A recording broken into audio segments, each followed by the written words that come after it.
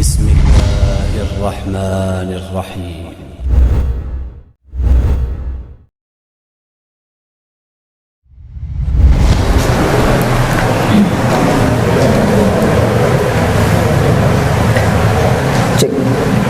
Bismillahirrahmanirrahim. Assalamualaikum warahmatullahi wabarakatuh. Alhamdulillah wassalatu wassalamu ala Rasulillah wa ala alihi wa sahbihi wa man walah.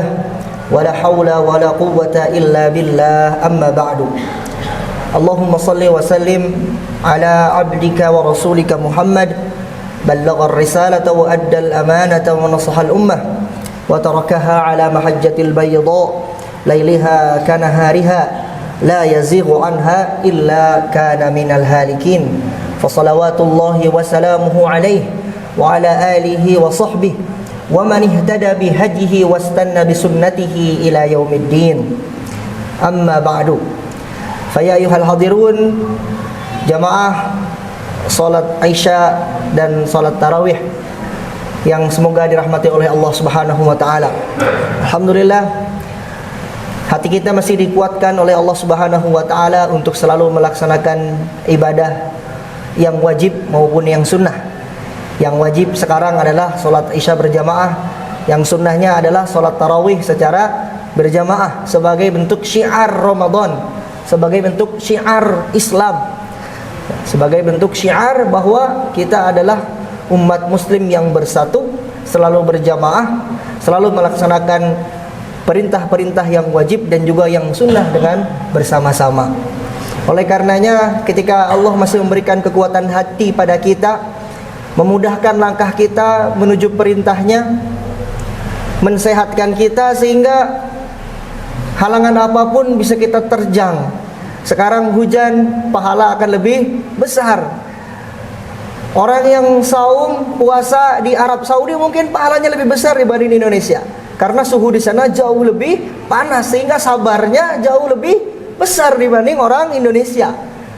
Kita ke masjid dalam keadaan hujan, padahal sudah ada hujannya, Pak. Ada payung, yang punya mobil pakai mobil, pakai jas hujan. Sudah ada hujan, sudah ada wasilah yang dapat memudahkan kita untuk sholat ke masjid. Maka mudah-mudahan perjuangan kita ini menjadi amal yang baik, amal yang diganjar dengan pahala yang besar di sisi Allah Subhanahu wa taala. Yang akan saya sampaikan pada kesempatan kali ini, sebagaimana yang sudah kami ajukan kepada DKM Masjid kurang lebih sekitar 2 bulan lalu mungkin ya, saat penjadwalan luar biasa Masjid Al-Muhajirin H-min berapa itu? 2 bulan kali ya, sudah mengkontak luar biasa. Ini masjid pertama yang saya isi di jadwal tarawih Al-Muhajirin Antapani, luar biasa. Begitu cepatnya Masjid Al-Muhajirin berlomba-lomba dalam kebaikan itu. Duka parebut, duka kumaha itu teh. Pokoknya nama luar biasa, Masya Allah. Bahwa tema yang akan kita sampaikan pada kesempatan kali ini adalah semua bisa jadi ahlul Quran. Nah, bedakan Pak, ahlul Quran dengan hafiz Quran atau qori Quran.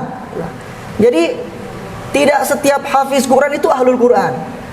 Tidak setiap qari Quran itu ahlul Quran, enggak. Hafiz Quran, qari Quran ada yang masuk neraka, ada. Tapi yang sudah pasti jadi keluarganya Allah itu ahlul Quran, ahlul Quran.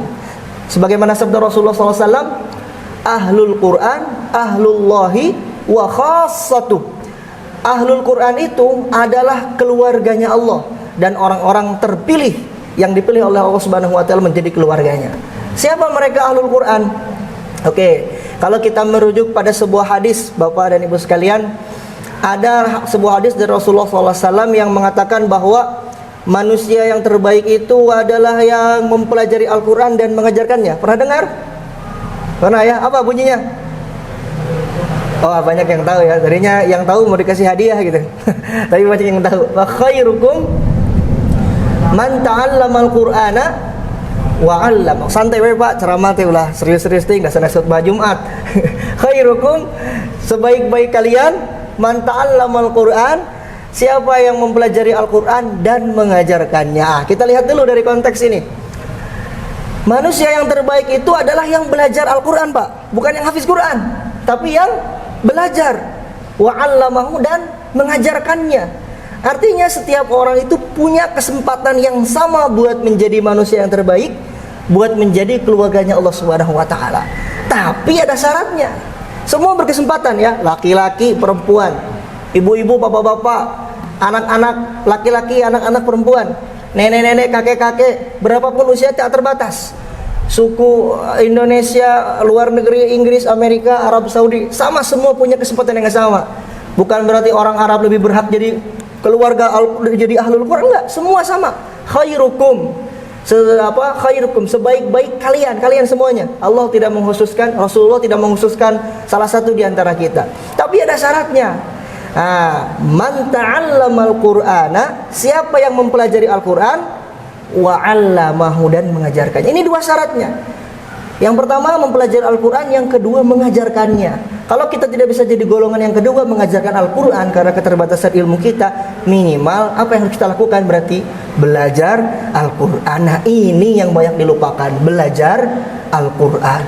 Bapak Ibu sekalian, ada hal yang penting. Bapak Ibu yakin tidak bahwa Quran itu derajatnya di atas, tinggi? Yakin? Ya. Dalam firman Allah Subhanahu wa taala, tilka ayatul kitabil mubin, atau zalikal kitabu la raiba fi. Zalika, Allah menyebutkan dengan kata zalika atau tilka. Apa artinya zalika atau tilka itu? Artinya apa? Zalika itu, tilka juga itu, artinya itu. Kalau kita sebut itu, jauh apa dekat? Jauh. Kalau dekat ini ya, itu jauh. Kenapa Allah sampaikan tilka itu, zalika itu adalah kitab yang tidak ada keraguan di dalamnya, menunjukkan bahwa Al-Quran itu derajatnya tinggi di sisi Allah Subhanahu wa taala. Artinya kalau Al-Quran di atas, berarti kita di mana? Di bawah. Kita adalah hamba Allah Subhanahu wa taala, sedangkan Al-Quran adalah firman-Nya Allah Subhanahu wa taala. Ketika kita merasa kita ada di bawah dan Al-Quran itu di atas, kita memuliakan Al-Quran, kita semua adalah pengabdi untuk Al-Quran. Setiap dari kita adalah pengabdi untuk Al-Quran. Oleh karenanya, kalau kita sudah mengabdi kepada Al-Quran, katakanlah jadi pembantu gitu ya, berarti tidak boleh ada kesombongan dalam hati kita. Bayangkan bagaimana kalau ada pembantu yang sombong sama majikannya, mungkin udah dipecat itu. Nah, ini Quran di atas, kita sebagai pengabdi untuk Al-Quran. Sok, Bapak baca Al-Quran pengen apa? Pengen dapat pahala, pengen masuk surga, pengen dapat rahmat, pengen dapat ketenangan. Berarti kita berharap banyak terhadap kalamullah yang satu ini, berharap banyak terhadap firman-Nya Allah Subhanahu wa taala, agar Allah menurunkan rahmatnya kepada kita. Artinya tidak boleh ada kesombongan dalam hati kita. Kalau kita bisa ngaji Al-Quran bagus ataupun biasa aja, nggak boleh sombong. Yang bagus nggak boleh sombong, aku bisa ajarkan. Yang sudah bisa ngaji, tugasnya adalah mengajarkan Al-Quran kepada yang belum bisa. Yang belum bisa tidak boleh sombong juga. Bagaimana sombongnya? Nggak mau belajar, nggak mau menambah ilmunya, nggak boleh. Jadi yang sudah bisa tidak boleh sombong bahwa dia seorang hafiz. Dia harus mengajarkan, kewajiban itu sudah dikasih oleh Allah Subhanahu wa taala ilmu, maka ajarkan. Bagi yang belum bisa, tidak boleh sombong dengan tidak mau belajar Al-Quran. Nah, balik lagi Bapak Ibu sekalian, oleh karenanya ketika kita dianugerahkan oleh Allah Subhanahu wa taala kemampuan membaca Al-Quran di level sekian, maka tingkatkan. Ini yang banyak kita lupakan. Karena tadi syarat jadi manusia yang terbaik itu mempelajari, Pak. Kalau baca Quran mah ibadah, bagus, baca Quran ibadah. 1 huruf dapat 10 kebaikan, bagus. Tapi ada yang lebih bagus lagi, belajar, melancarkan, menghafal, mengamalkan. Itu lebih bagus lagi. Membacanya ibadah, tapi untuk jadi manusia yang terbaik tidak cukup hanya membaca, harus meningkatkan supaya dapat gelar terbaik ini. Ini banyak kita lupakan. Kita banyak membaca, tapi terkadang kita lupa meningkatkan kemampuan kita. Coba kalau mungkin Bapak-bapak ingat, kapan terakhir setoran hafalan sama guru? Coba ingat-ingat sendiri-sendiri. SMP apa SMA? Apa setahun pernah sih Ramadan kamari pas itikaf ke Ustadz surat pendek atau mungkin ingat-ingat sekali kapan? Nah, kenapa kita tidak meneruskan tren baik tersebut, bahwa kita ini mengabdi kepada Al-Quran, terus meningkatkan gimana cara kita supaya dekat, itu supaya menjadi keluarga Al-Quran, bukan jadi seorang hafiz.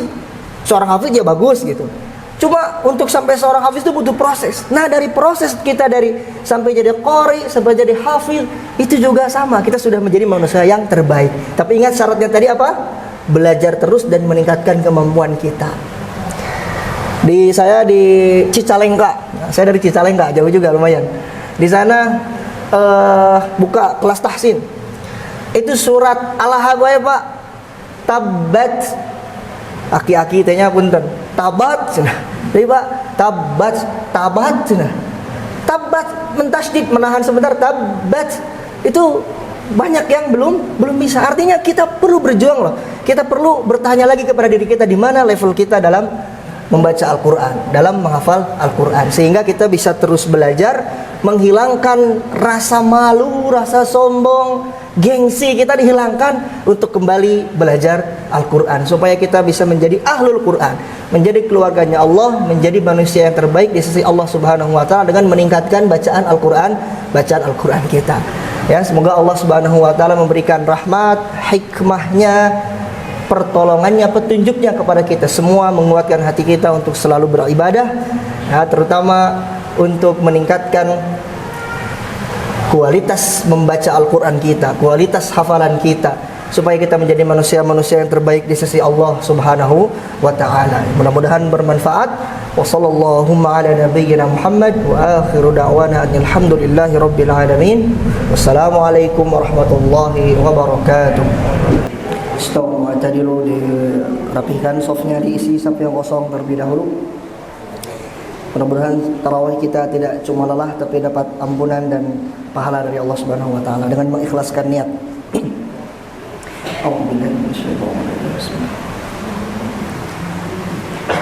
Allahu Akbar.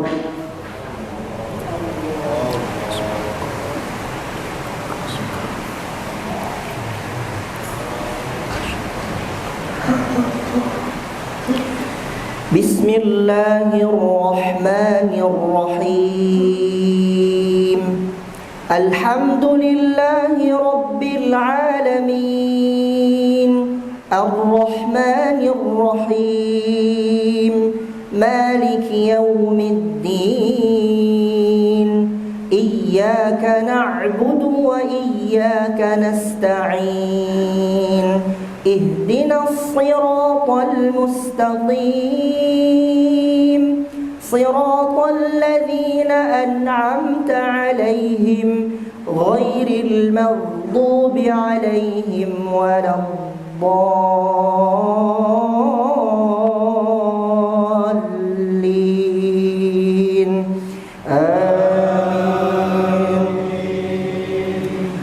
وقال الذين لا يرجون لقاءنا لولا أنزل علينا الملائكة أو نرى ربنا لقد استكبروا في أنفسهم وعتوا عتوا كبيرا يوم يرون الملائكة لا بشرى يومئذ للمجرمين ويقولون حجرا محجورا وقدمنا إلى ما عملوا من عمل فجعلناه هباء منثورا أصحاب الجنة يومئذ خير مستقرا وأحسن مقيلا ويوم تشقق السماء بالغمام ونزل الملائكة تنزيلا الملك يومئذ الحق للرحمن وكان يوما على الكافرين عسيرا ويوم يعض الظالم على يديه يقول يا ليتني اتخذت مع الرسول سبيلا يا ويلتى ليتني لم أتخذ فلانا خليلا لقد أضلني عن الذكر بعد إذ جاءني وكان الشيطان للإنسان خذولا. الله أكبر.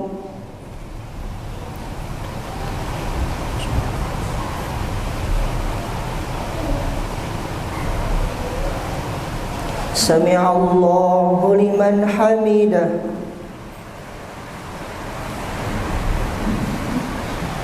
الله أكبر.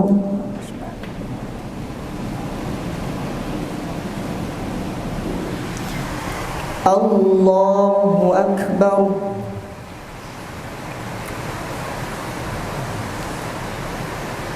الله أكبر.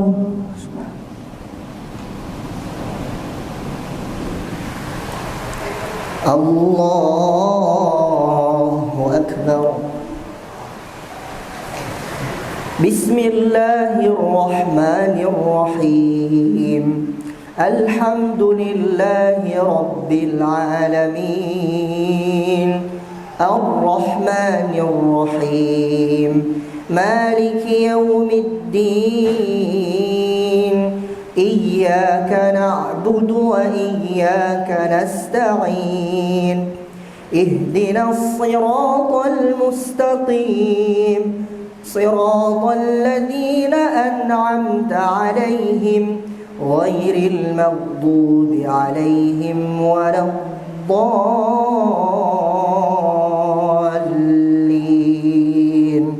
آمين.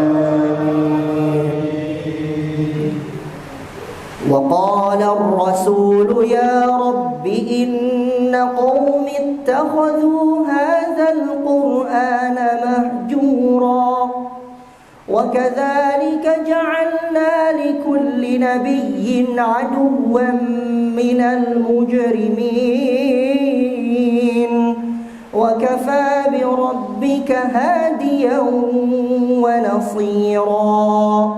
وقال الذين كفروا لولا نزل هذا القرآن جملة واحدة كذلك لنثبت به فؤادك ورتلناه ترتيلا.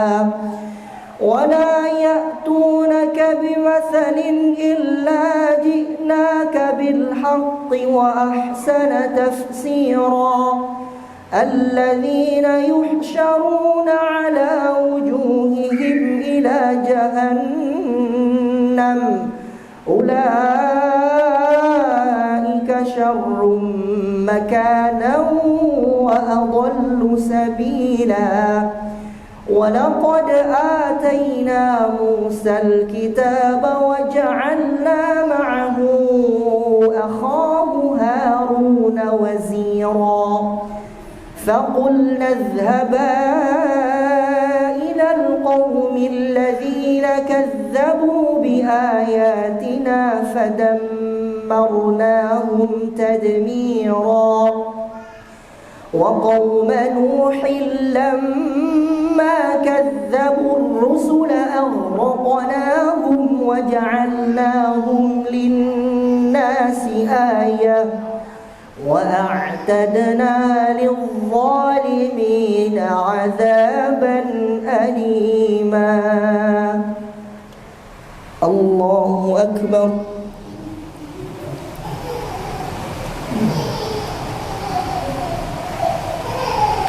سمع الله لمن حمده.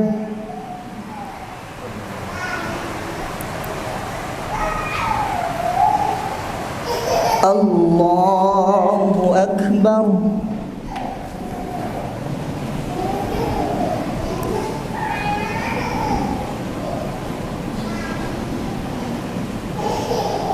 الله أكبر.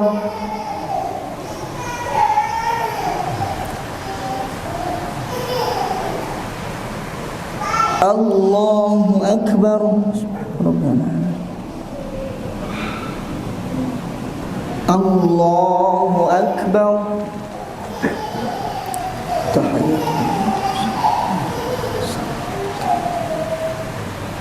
Assalamualaikum.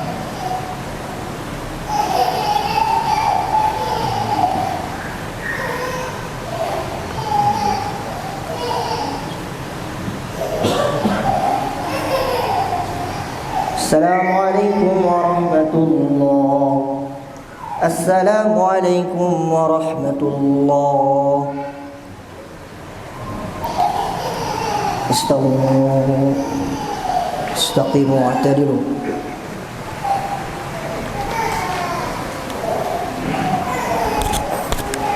Allahu Akbar.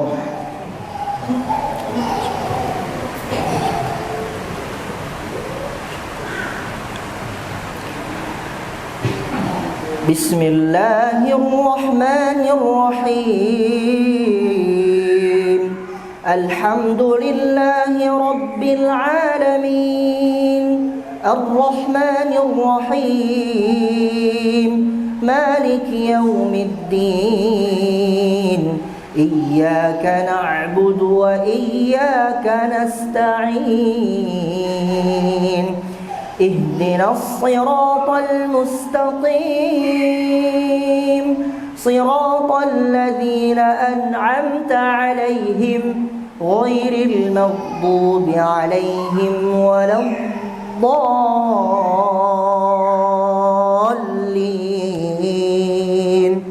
آمين.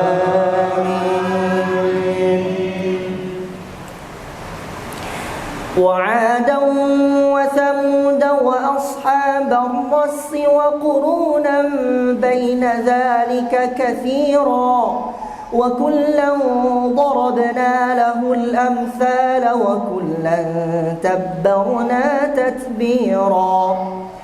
ولقد أتوا على القرية التي أمطرت مطر السوء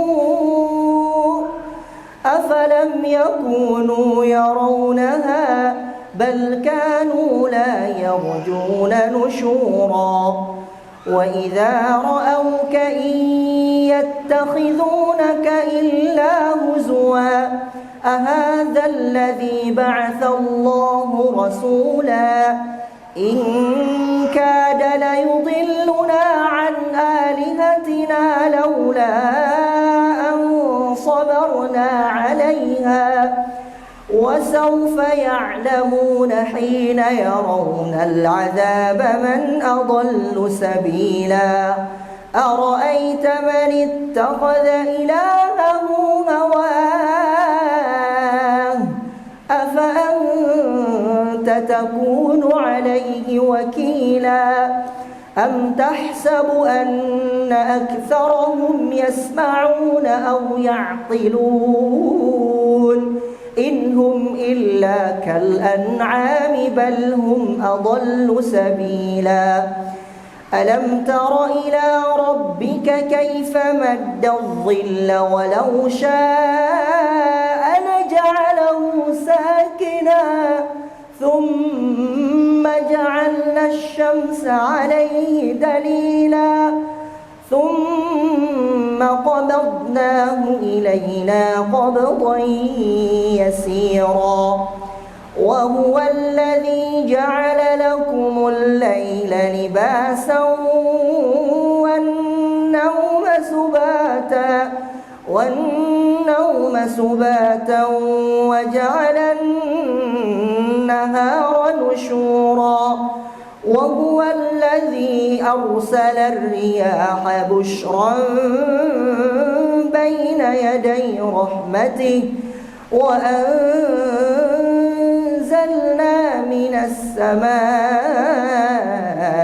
ماء طهورا. الله أكبر.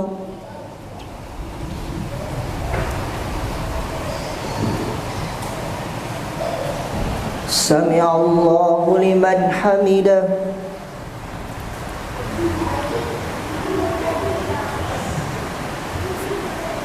الله أكبر.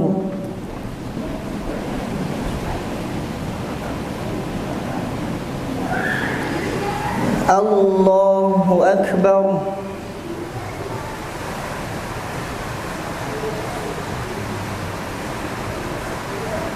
Allahu Akbar.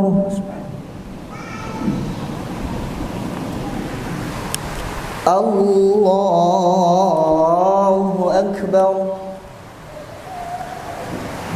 Bismillahirrahmanirrahim. Alhamdulillahi Rabbil Alamin. Ar-Rahmanir-Rahim. Maliki yawmiddin. Iyyaka na'budu wa iyyaka nasta'in. Ihdina as-siratal mustaqim, siratal ladzina an'amta 'alaihim ghairil maghdubi 'alaihim waladdallin.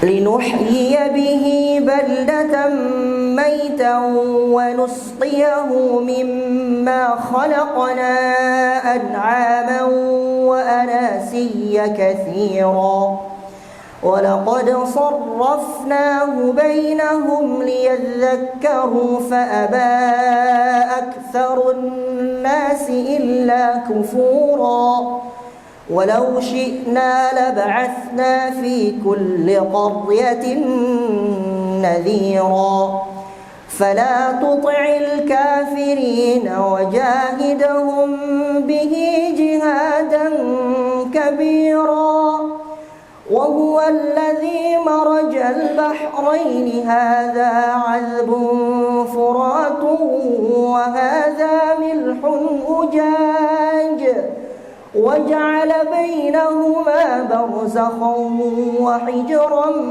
محجورا وهو الذي خلق من الماء بشرا فجعله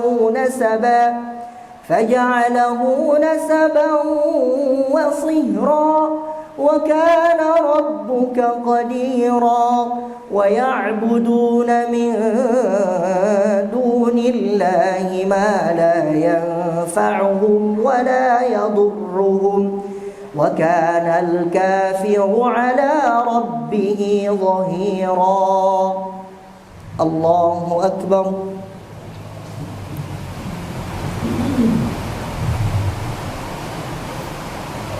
سمع الله لمن حمده.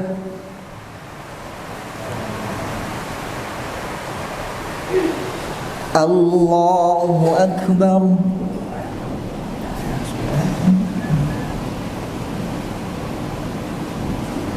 الله أكبر.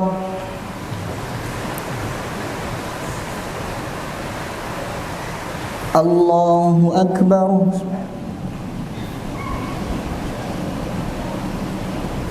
الله أكبر.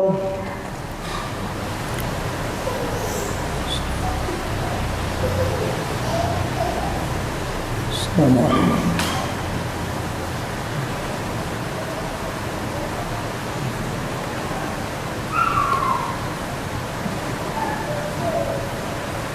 السلام عليكم ورحمة الله. السلام عليكم ورحمة الله.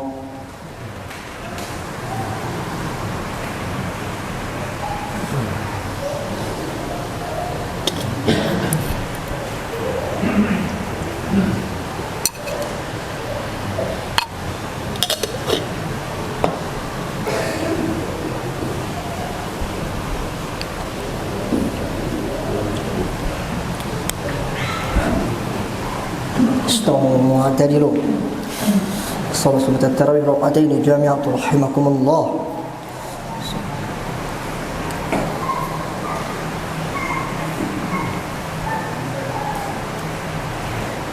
الله أكبر.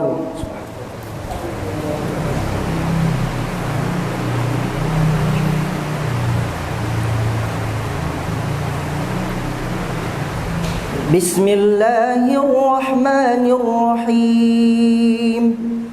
الحمد لله رب العالمين الرحمن الرحيم مالك يوم الدين إياك نعبد وإياك نستعين اهدنا الصراط المستقيم صراط الذين أنعمت عليهم غير المغضوب عليهم ولا الضالين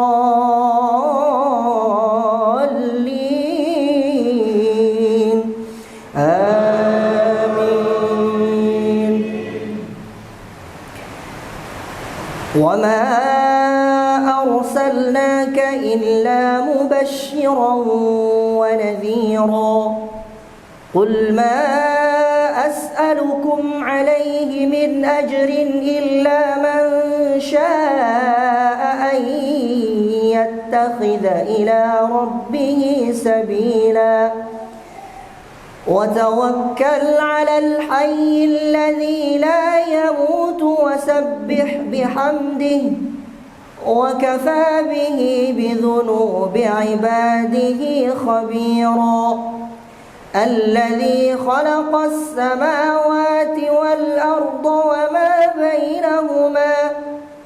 وما بينهما في 6 أيام ثم استوى على العرش الرحمن فاسأل به خبيرا وإذا قيل لهم اسجدوا للرحمن قالوا وما الرحمن أنسجد لما تأمرنا وزادهم نفورا. الله أكبر.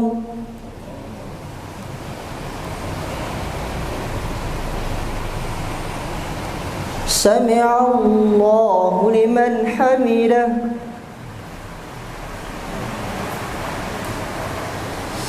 الله أكبر.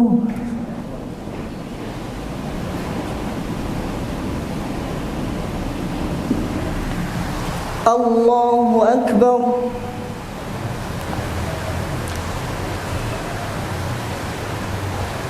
الله أكبر.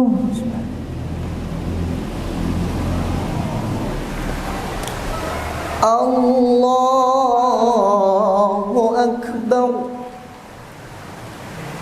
بسم الله الرحمن الرحيم الحمد لله رب العالمين الرحمن الرحيم مالك يوم الدين إياك نعبد وإياك نستعين اهدنا الصراط المستقيم صراط الذين أنعمت عليهم غير المغضوب عليهم ولا الضالين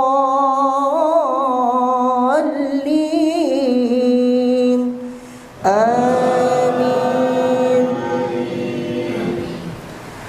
تبارك الذي جعل في السماء بروجا وجعل فيها سراجا وقمرا منيرا وهو الذي جعل الليل والنهار خلفة لمن أراد أن يذكر أو أراد شكورا وعباد الرحمن الذين يمشون على الأرض هونا وإذا خاطبهم الجاهلون قالوا سلاما والذين يبيتون لربهم سجدا وقياما والذين يقولون ربنا اصرف عنا عذاب جهنم إن عذابها كان غراما إنها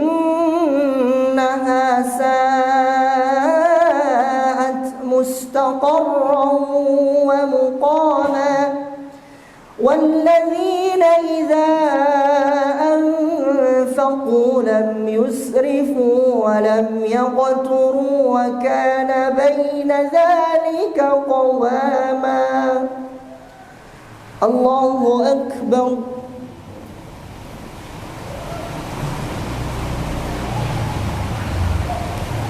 سمع الله لمن حمده.